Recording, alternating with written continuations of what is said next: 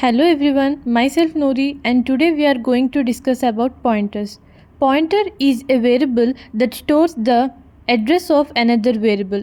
A pointer in C is used to allocate memory dynamically at runtime. The pointer variable might be belonging to any of the data type such as int, float, char, double, short, etc. Here are the syntax and example of pointers. Uses of pointer in C. The C pointer is a very powerful tool that is widely used in C programming to perform various useful operations. It is used to achieve the following functionalities in C. Pass arguments by pointers, accessing array elements, return multiple values from function, dynamic memory allocation, implementing data structures. Next slide will be continued by Nandini. Advantages of pointers. Pointers are used for dynamic memory allocation and deallocation.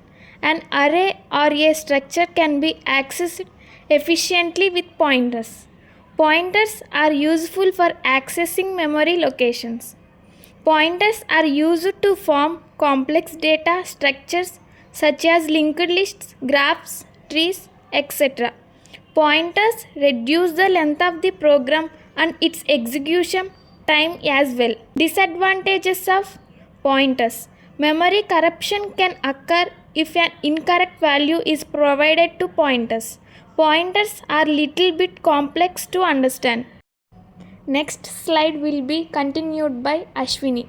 There are four types of pointers: far pointer, dangling pointer, fuse pointer, near pointer. Far pointer. A far pointer is typically 32-bit that can access memory outside the current segment. Dangling pointer. A pointer pointing to a memory location that has been deleted is called dangling pointer. Fuse pointer. A fuse pointer is 32-bit long containing segment address and offset address. Complex pointer. A pointers with multiple levels of indirections. Next slide will be continued by Prasanna. Near pointers. Near pointer is used to store 16-bit addresses, means within the current segment on 16-bit machine. Normalized pointer.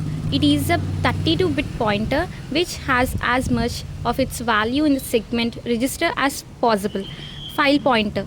The pointer to a file data type is called a stream pointer or a file pointer. In conclusion, pointers in C are very capable tools and provide C language with its distribution features such as low-level memory access, referencing, etc. But as powerful as they are, they should be used with responsibility as they are one of the most vulnerable parts of the language.